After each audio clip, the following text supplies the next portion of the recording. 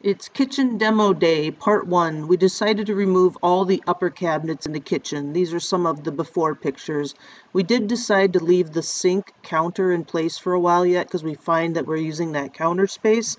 One of our initial goals is just to get rid of as much as we can because we have a person that comes and hauls all of our garbage away for us, so we're trying to remove as much as we can from the house. We cleaned the refrigerator and we sold that on Facebook Marketplace too. Cabinets are coming down. Taking the doors off first. These will be next.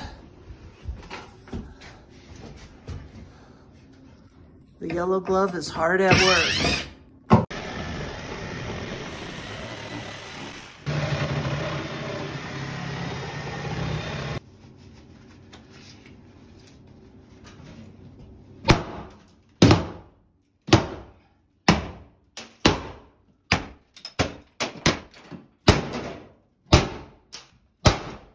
Bada bing, bada boom.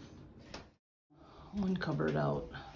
Demo pile, shower, cupboards, basement shelving, who knows what.